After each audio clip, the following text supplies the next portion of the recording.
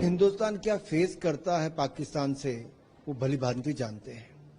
उन्होंने अपना उदाहरण भी देते हुए कहा कि इस अफ्रीकन रीजन में, इस साहेल रीजन में जैसे अल शबाब और बाकी ऐसी संस्थाओं से चुनौती जो आतंकवाद यहां पर है, उन्होंने भी कहा हमें भी है। साउथ के जो देश हैं, भारत और अन्य ऐसे देश, इथियोपिया और अन्य देश, इन सबको एकजुट होना चाहिए।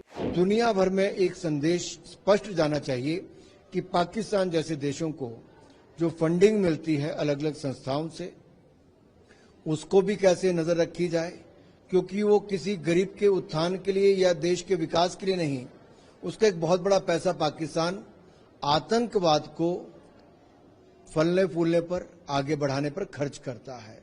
इथियोपिया के पूर्व प्रधानमंत्री मरियम जी से बहुत अच्छी बैठक हुई और उसमें जो मुद्दे उभर कर आए वो साफ दिखता था कि ये चुनौती जो भारत को पाकिस्तान द्वारा स्पॉन्सर्ड, प्रायोजित जो आतंकवाद है, उससे ये भारत को एक बड़ी चुनौती भी है। कई वर्षों से हजारों लोगों की जानें भी गई हैं और पूर्व प्रधानमंत्री जी का हिंदुस्तान में पढ़ाई भी हुई है। वर्षों से वो हिंदुस्तान में टीचर्स को रिक्रूट करने भी जाते थे।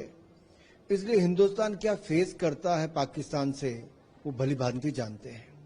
उन्होंने अपना उदाहरण भी देते हुए कहा कि इस अफ्रीकन रीजन में, इस साहेल रीजन में जैसे अल शबाब और बाकी ऐसी संस्थाओं से चुनौती जो आतंकवाद यहां पर है, उन्होंने भी कहा हमें भी है।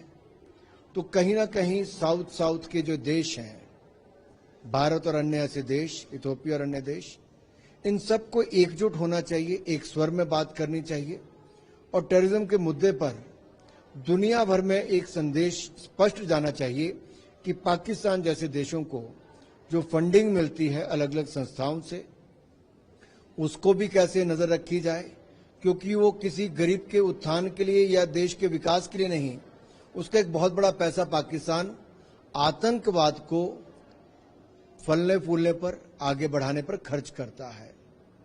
और एक नहीं अनेक ऐसे उदाहरण सामने आए जहां पाकिस्तान के 52 इंडिविजुअल और एंटिटीज, ऐसी संस्थाओं और व्यक्तियों के नाम हैं जो आतंकवाद से सीधे जुड़े हैं, जो यूनाइटेड नेशन सिक्योरिटी काउंसिल की लिस्ट में आते हैं।